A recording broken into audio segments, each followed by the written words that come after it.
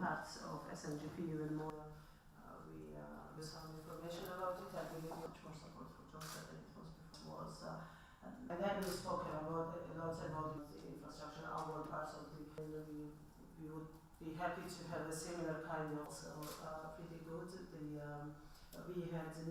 ჩვენ ერთგვარ მუდმივ ფორმატზე შევთანხმდით პერიოდული შეხვედრების, მოგეხსენებათ რომ გასულ კვირას ბრიუსელში თავდაცვის მინისტერიალი იყო და შემდეგ ერთ-ერთი ყველაზე დიდი მიუნხენის კონფერენცია, ამიტომ მნიშვნელოვანი იყო ჩემი აზრით, რომ იქიდან დაბრუნებულს ატაშეებთან გაგვიმართა დიალოგი ყველა საკითხზე, რომელზეც ვისაუბრეთ მათ მინისტრებთან.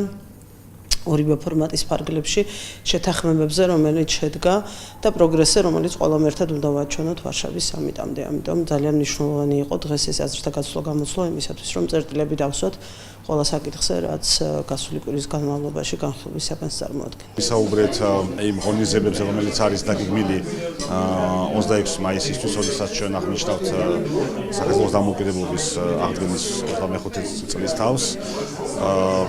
აგრეთვე სწავლებებზე, რომელიც იგეგმება საქართველოში, საერთაშორისო სწავლებები წელს ჩვენ მასპინძლობთ 3 საერთაშორისო სწავლებებს, მათ შორის ერთი ნატოს სწავლებაა.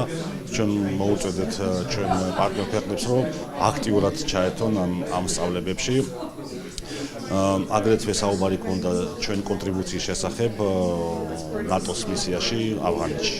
Today we had unique opportunity to meet minister and deputy minister and some other representatives of general staff, etc. So, and we appreciate very much such meeting and such openness that we were welcome, and it was very useful for us to